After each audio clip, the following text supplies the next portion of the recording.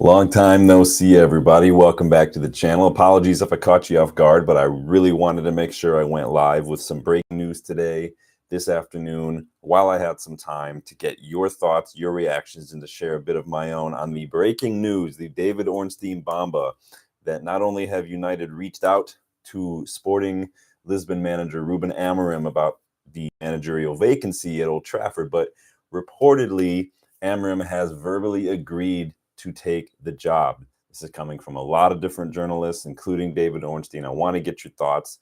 I want to get your feelings. Like the video, subscribe. Welcome to the channel. This is United versus Everybody. I am your host, Sean, and it is all kicking off today. So not only have we announced and had your reaction on United sacking Erik tenhag this morning, but a few hours later, after I've already done my errands and doing all sorts of stuff, I'm trying to wind down and prep for the day. And prep things, but we get some bombas. So let me read through a couple of these tweets from a couple different journalists. I want to get your thoughts. I want to take a look at Ruben Amorim while I've got some time. I won't take up a whole lot of your time, but I do want to get your thoughts. So let me know in the chat as we're going along. So this is coming from David Ornstein via an article in The Athletic. So he comes out with an exclusive today. Manchester United working on deal to appoint Ruben Amorim as head coach. United ready to pay €10 million release clause and are currently in talks with Sporting to finalize the deal. The 39-year-old Portuguese manager is open to accepting the move. According to The Athletic, United are ready to pay that release clause to bring him to Old Trafford. Amorim currently has Sporting top of the Premier League with 9 wins from the first 9 games of the season and has made a fast start in the Champions League. So this is coming from David Ornstein, is coming from The Athletic. And then we got some more journos chiming in from The Athletic. This is Laurie Whitwell. He has kind of echoed this same exact sentiment. He says United are in talks to appoint Sporting's Ruben Amorim as permanent head coach. Expectation to deal with Sporting Lisbon can be concluded quickly. Compensation fee, €10 million, is not seen as an obstacle. Amorim open to switch. Fabrizio Romano chiming in. He also adds that United are currently discussing contract terms with Amorim and his representatives. So it's all kicking off. It's not done yet. So now we've got another one. I can't remember. I think it's from Ben Jacobs. I think this is coming from. So Ruben Amorim has verbally agreed to become Manchester United manager. Sources in Portugal say Amorim has already said yes to Manchester United. United and Sporting now working on compensation. Amorim has a $10 million release clause, as David Ornstein first called. That is coming from Ben Jacobs. Whew, it is all kicking off. You guys, let me know in the chat what your thoughts on. I've spoken about Ruben Amorim before. We spoke about him just a few hours ago this morning when it came to options for next manager. You guys know that I do like Ruben Amorim.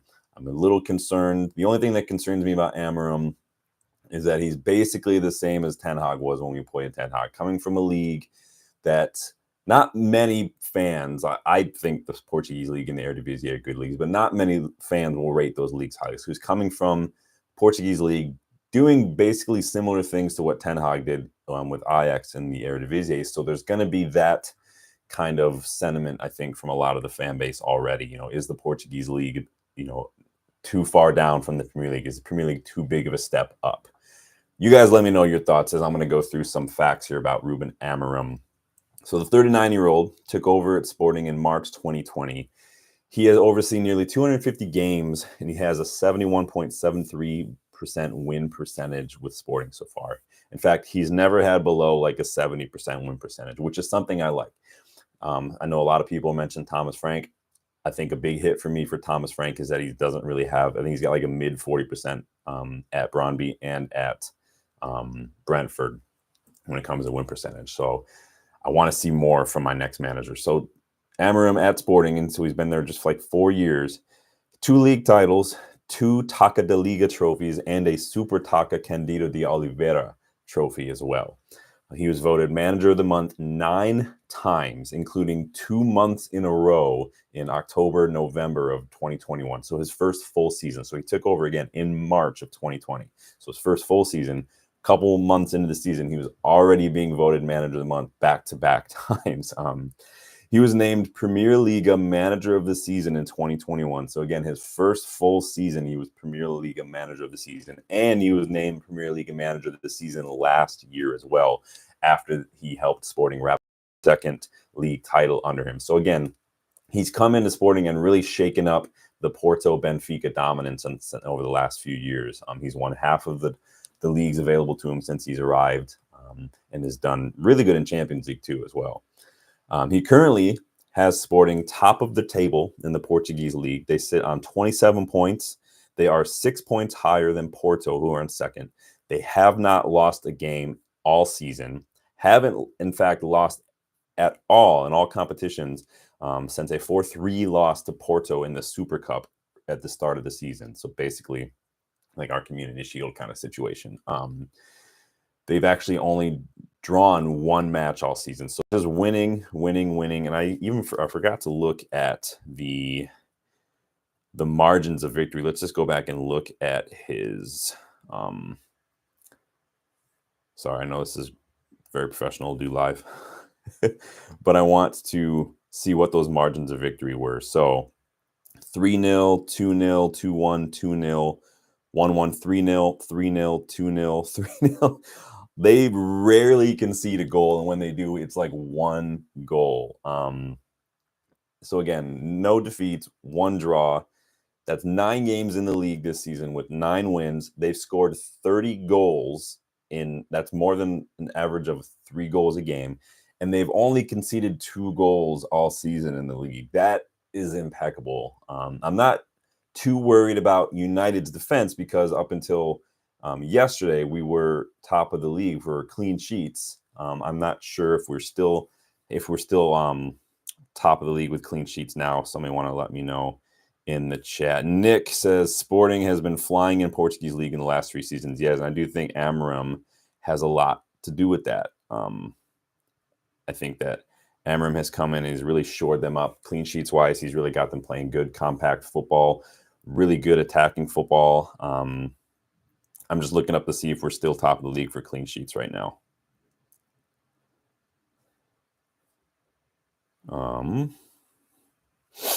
Yep, we are actually still have the most clean sheets in the league already. We're still on 4 clean sheets. So our defense, I'm not worried about our defense. I'm worried about some switching off defensively, specifically from Dallo this season.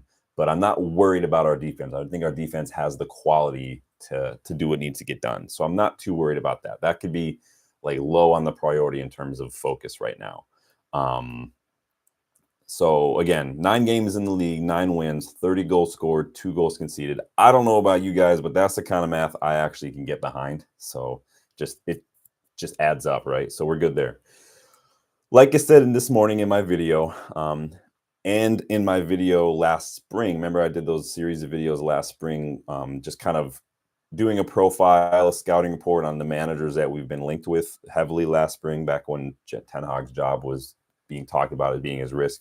So I did do a video on Ruben Amorim. I'm not going to go rehash everything. Plus, a lot of the stats from that video are going to be moot now that it's a whole next season. But I did put the link in that in the description for that video. So while you guys are done here, you can click on that link, go learn a little bit more about Ruben Amorim. He's well known for being a really good communicator. He's very flexible with his tactics and his tweaks.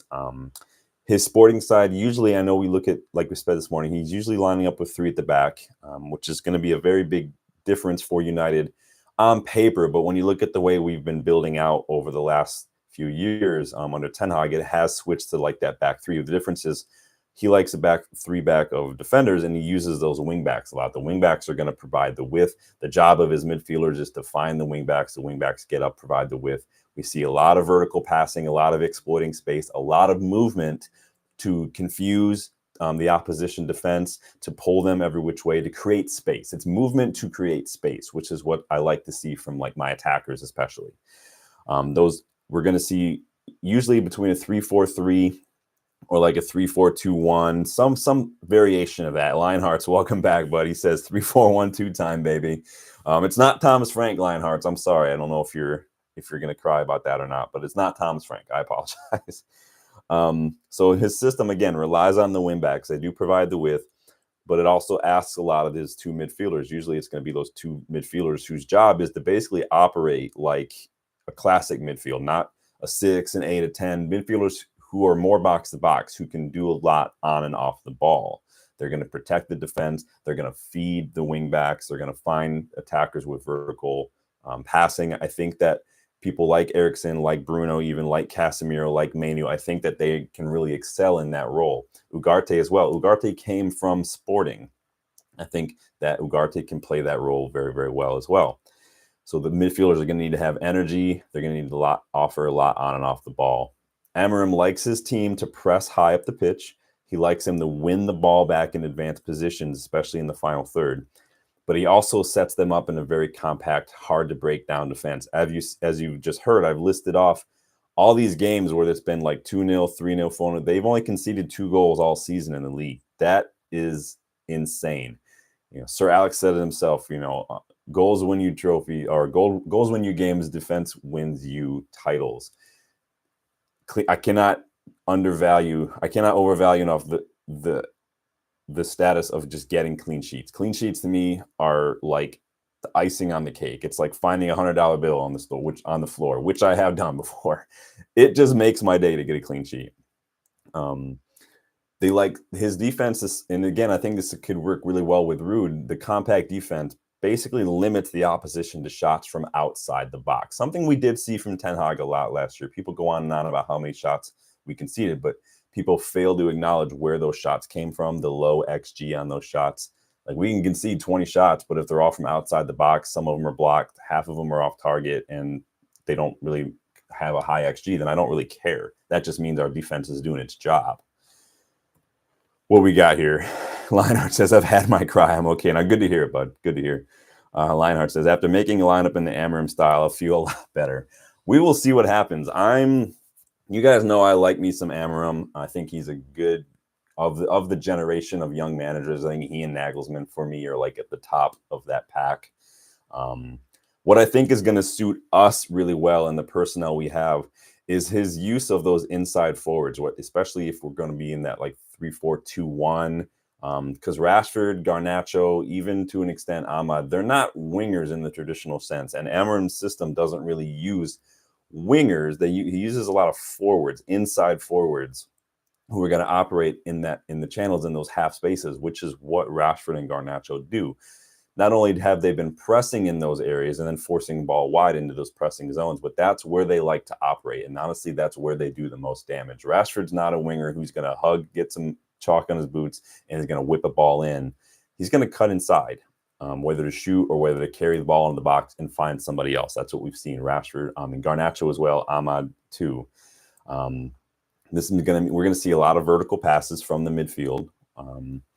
And I think we're really going to like what we see if the reports are true. David Ornstein bomb. If you guys are just joining me, not only do we come this morning to talk about Ten Hag being sacked, but David Ornstein, Ben Jacobs, Fabrizio Romano, Laurie Whitwell have all echoed within the last hour or so that Ruben Amorim, not only had Manchester United made contact, he has verbally agreed to take the job. And now that he has a 10 million euro release clause, that isn't an issue for United. United are reportedly currently in talks with his entourage and Amorim himself about personal terms and contract. It could be something that ends up being wrapped up soon. Remember, he was among the big names linked with Liverpool over the summer. Liverpool ended up bringing in Arne Slot. He's been linked heavily with Manchester City in recent weeks following the announcement of Sporting's Hugo Viana taking over as City sporting director when, I can't even say this other guy's name, Ziki Bajirastain leaves Etihad. So Sporting's old sporting director or current is going to be joining City. And I think that's where the links with Amorim to City came from. Last season, Amorim also met with West Ham after David Moyes was sacked, but he ended up not taking the job. And he actually came out and apologized to Sporting fans because of the poor timing of that meeting. So he was, in fact, open to leaving, and he was open to leaving West Ham. So he didn't like the timing. But then this is United. This is not West Ham. And so I think that if it's West Ham contacting you mid-season, it's a totally different story to United contacting you mid-season.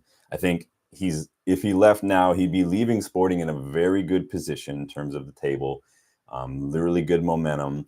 Be interested to see who they bring in to take over. Sporting are usually very good when it comes to one in, one out, whether it's manager, whether it's players. They have a very good recruitment structure there. They're kind of like the Brighton of Portugal League.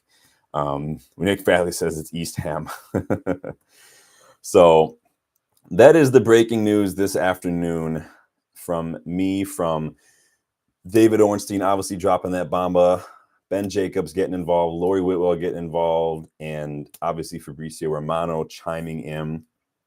I am going to just real quick see if there have been any other updates on this while I've been live. You guys get your thoughts in and real quick while I jump in on this and see if there's been any other updates since. Do you guys like Amorim? Do you have someone else in mind? What do you think of, the jump from the Portuguese league to the Premier League? What do you think of the system that he plays? He's used to working with a limited budget, right? Because Sporting aren't super rich. They have really good recruitment, which I like. I don't like just buying Galacticos, basically. I like being able to work within those confines, which is what he's going to have to do. They have a lot of young players there. He's a really good communicator, which I know a lot of people were very critical of Tenhag about. He's very flexible, so he's not going to just always stubbornly stick to tactics, especially if they're not working. And we've seen his team scores goals. They don't concede many goals. I mean, what else is there not to like? So let me see. Florian Plettenberg has jumped in as well and has said Ruben Amorim is very open to joining United with immediate effect. I'm telling you right now, FC25 needs to get that live start feature sorted, because I will, as soon as that is sorted, I will be starting a new manager career mode with Ruben Amorim as my manager. So let me guys know. Let me know what you guys think.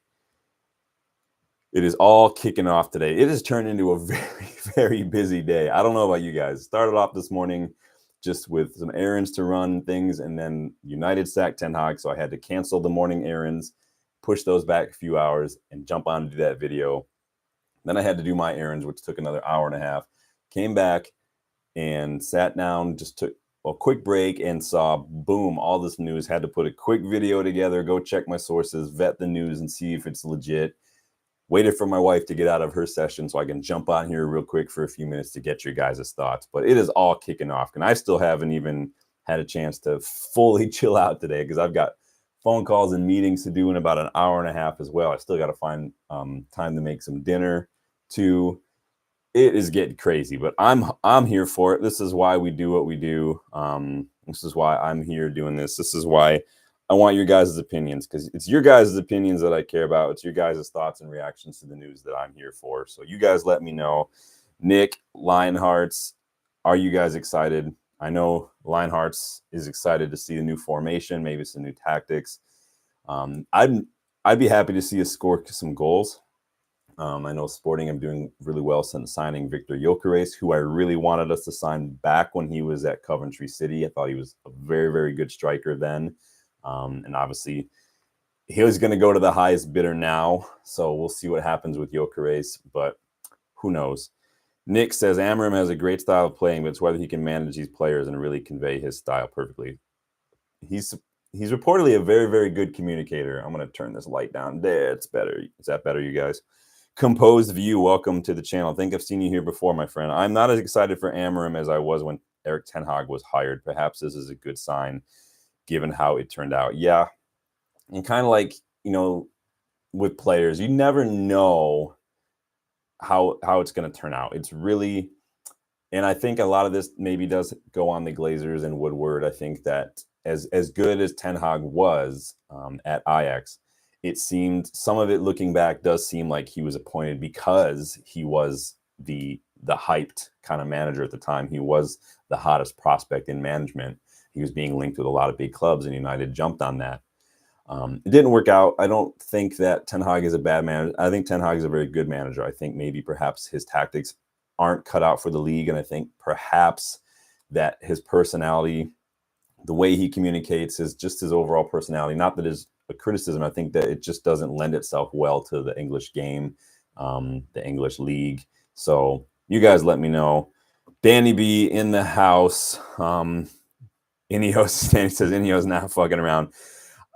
It seems like one of those situations where this was kind of always on the radar, and it was like when it happened, it was going to happen. It was going to happen quick. So we're going to see. If you guys are just joining us, I'll do a real quick recap before I take off and let you guys get back to it. But not only a few hours after the announcement came out that United have sacked Erik ten Hag, we got bombas from David Ornstein, Ben Jacobs, Florian Plettigol, Laurie Whitwell, and Fabrizio Romano that we have reached out to Sporting Lisbon manager Ruben Amorim.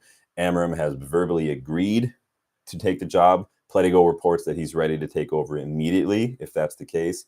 He has a 10 million euro, it's like a just over 8 million pound release clause. And reportedly, according to Romano, we are currently in talks with him and his representatives for personal terms on that contract. And like I said this morning, and like Danny's saying, do it now or never situation. If there's an opportunity to get your top manager, like I said, whatever you have to pay, whatever you have to do, however awkward you have to make it for the other club, just do it if the opportunity is there. It's not always about necessarily having to wait until the summer. Like one of my mottos in life is, if you never ask the question, the answer is always no. If you never reach out to Sporting mid-season to talk about Ruben Amorim, if you never reach out to Amorim, he has the release clause. It's nothing that Sporting can really do about it if he wants to leave. If you don't do it, then you're never going to get it done. City are reportedly interested. He almost went to West Ham last year. That didn't end up turning out. So I think you just go and do it. It seems like he's open to a move. It seems like he's earned himself a move. We will see what happens, but that is the news coming today. That is going to be it for me for the time being, though, barring any major announcements. I don't even know if I'll have time to react to that tonight, but I will make time if that's the case. But you guys let me know. If you're not able to catch the quick live, don't worry. It was very impromptu. It was very spur of the moment. I gave you guys like 15 minutes notice before I jumped on, but I did want to get your thoughts. So leave your thoughts here. Composed View says, our team does suit Amorim's preferred formation. However, where is Bruno going to play? He's not strong in the ball to play as the inside forwards or on both flanks. Bruno would probably play in one of those midfield positions. I think you'd probably see any combination of Bruno, Casemiro, Ugarte, Eriksen, Casemiro, Ugarte, mainly when he comes in. I think that Casemiro will probably be gone in the summer. Eriksen may be gone as well. Maybe you get another midfielder in. But going from having to work with three midfielders to having to work with two is a little better. But again, Amorim is flexible. He can operate in a 3-4-3, 3-4-2-1, 3-4-1-2 in like a diamond shape. He can do a lot of different things, and that's what I think a lot of people like about him, is he is very flexible when needs be. We've seen that like with Ancelotti last season at Madrid as well. He didn't really have a striker, but we saw a lot of that diamond, which really I think got the best out of Jude Bellingham. You have to be able to be a little bit of flexible given the resources that you have, the personnel at your disposal, and just situation you're in. There's nothing wrong with that. Trying to force it, like Ten Hag trying to force us to play out from the back with Harry Maguire when we had so many injuries, that's where you start to see things go wrong. So, but I do think that we do have the players for three at the back. I think obviously we build out with a three at the back. I do think that if we're going to play with wing backs under Amorim, I do think that there's an opportunity to improve a little bit. So it's going to be up to Dallo. It's going to be up to Mizraoui. I think Shaw and Malacia are probably non-entities at this point. Maybe Amas will start to get a little bit more minutes. I do think this system would get the best out of our forwards like Rashford, Garnacho, and Ahmad, because it suits their inside forward role, because we know that they're not traditional wingers in the traditional sense. So I do think we could see a little bit more from that. The pitch won't be as stretched out. So we'll see. Lionheart says back three of Yoro, De Ligt, and yes, Maguire or Licha as well. So I'm going to let you guys go there. I do have to jump off and go take care of a few things. But I wanted, Danny says Ignacio Diamande hopefully follows him. We'll see. I think that if Maguire and Lindelof leave, we'll probably see another defender come in. It might be Branthwaite still. We know we do like Branthwaite, but I do think with a bit of scouting, we can go find somebody else. It's not that difficult. I don't think we have to spend as much on Branthwaite. We can go out and find a really good defender that doesn't cost that much. So Lionheart says Mizraoui, Manu, Ugarte, Dallo in the middle, Fernandez and 10, and Højlund and Rashford up front. The possibilities are endless, but we are going to see what happens. You guys take it easy. Thank you for stopping by, everybody. Danny, Composed View, Lionhearts, Nick, thank you again for jumping by in the middle of the afternoon. I might see you guys tonight if we get some more Bombas or some more Here We Goes, but thank you guys. As always, like the video, subscribe, if you are new, please leave a comment after the fact. If you have any thoughts on this, I will respond to the comments. But until then, take it easy, enjoy your afternoon, and I could see you tonight, could be tomorrow. I'm going to do a preview of the League Cup match tomorrow, so I will see you guys when I see you is probably the best way to do that. So thank you guys again. I will see you on the next one. Cheers.